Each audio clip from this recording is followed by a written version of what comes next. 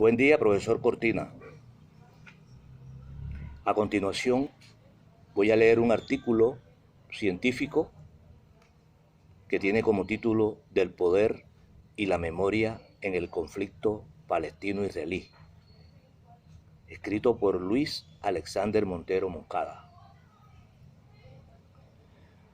Es importante la lectura de este artículo porque nos muestra de manera nítida algunos factores culturales y políticos que están incidiendo en la no solución de este conflicto. Igualmente nos presenta también una especie de controversia entre los dos bandos implicados que de alguna manera ha dado al traste con la resolución del conflicto palestino-israelí. Este tema es pertinente porque como estudiosos de la teoría del Estado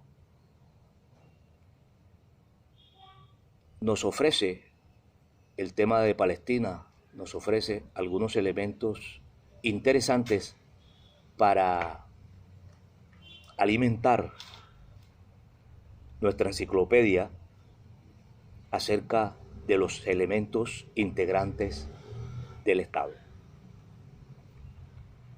Valga decir que esta actividad está enmarcada en el programa Teoría del Estado que dirige el profesor Cortina. A continuación voy a leer el resumen. El conflicto palestino-israelí es un conflicto político determinado por el uso que los actores Israel, la Autoridad Nacional Palestina y los movimientos de resistencia hacen del poder y sus diferentes manifestaciones, tanto históricas como mediáticas. Es necesario cuestionar sobre el origen del problema, en particular cuando se indaga sobre el falso concepto de la nación judía como corpus teórico, para así entender cómo los radicalismos han sido determinantes en la escalada de las agresiones en Palestina. El artículo hace en consecuencia un recorrido por diferentes concepciones de poder, busca su aplicación en la estructura del conflicto y finaliza con el análisis de la acción de los actores en función del poder mismo. Introducción. El conflicto palestino-israelí desde 1948 ha generado amplias discusiones académicas ligadas a las razones y consecuencias que las diferentes situaciones propias del conflicto pueden tener sobre los seres humanos que habitan la región mesoasiática. En ese sentido, adelantos teóricos significativos o discusiones teóricas generadas en los estudios políticos pueden ser de gran ayuda para entender y proyectar soluciones a tan complejo conflicto. El propósito del presente artículo es el de analizar los factores que incidieron en el estancamiento de las negociaciones de paz entre el gobierno palestino de Al-Fatah, encabezado por el presidente Mahmoud Abbas, y el gobierno israelí saliente de Ehud Olmert, a la luz de diferentes discusiones teóricas sobre el poder, principal categoría de análisis de los estudios políticos. En ese sentido, el eje central a desarrollar en el artículo se puede plantear de la siguiente manera. Diferentes factores políticos y culturales han incidido negativamente en las negociaciones de paz entre el gobierno palestino y el israelí, dificultando su avance. No obstante, ha sido más decisiva la acción de grupos radicales que desde cada uno de los dos bandos se oponen a una negociación de paz que utilice criterios reales y viables. 1.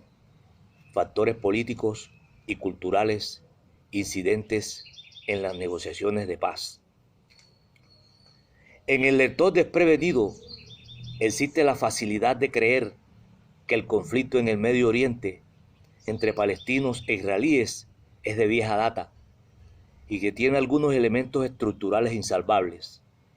La idea que Israel es el pueblo de Dios, el pueblo escogido, que tiene el derecho de retornar a una tierra de la cual fue expulsado por pueblos herejes hace 2000 años y enviado a una diáspora por los confines del mundo, llegando incluso a las nuevas tierras reveladas en el siglo XV por los españoles, es bastante corriente. No obstante, la interpretación política soportada en diferencias históricas permite otra aproximación. De hecho, desde la historia moderna, con particular énfasis en la historia de fines del Imperio Otomano, en las postrimerías del siglo XIX, no se identifica rastro alguno de enfrentamientos entre comunidades árabes y comunidades hebreas que cohabitaban la región llamada Palestina desde la época del Imperio Romano. Las principales diferencias se inician en la transición de los siglos XIX al XX, donde una corriente política, el sionismo, planteó la necesidad de la creación de un Estado judío, asociándolo a la raza y a la tradición, y sentó su objetivo en Palestina, luego de descartar Argentina, Uganda, regiones de Europa Oriental y Madagascar. Luego, con la llegada ilegal de inmigrantes europeos a Palestina y con la creación formal del Estado de Israel por parte de las Naciones Unidas en 1947, la violencia inicia, con las consecuencias que aún vemos. Para tener una aproximación a las motivaciones políticas o culturales del conflicto, es necesario entonces plantear la discusión desde la óptica de los intereses en la región, la necesidad de un Estado judío y los discursos legitimadores de la acción política.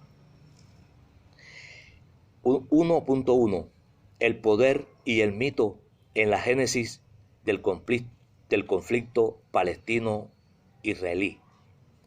A pesar que postulados como los señalados por Hannah Arendt, quien afirma que el poder debe tomar distancia de la fuerza y la violencia, el conflicto entre palestinos e israelíes aparece en escena con unos matices claros del ejercicio de la violencia. Si se toma como punto de partida Europa del siglo XIX, la violencia también aparece como elemento fundador al describir las relaciones de algunos sectores de las sociedades europeas frente a los guetos o la disposición de la violencia sionista para consolidar su proyecto colonial.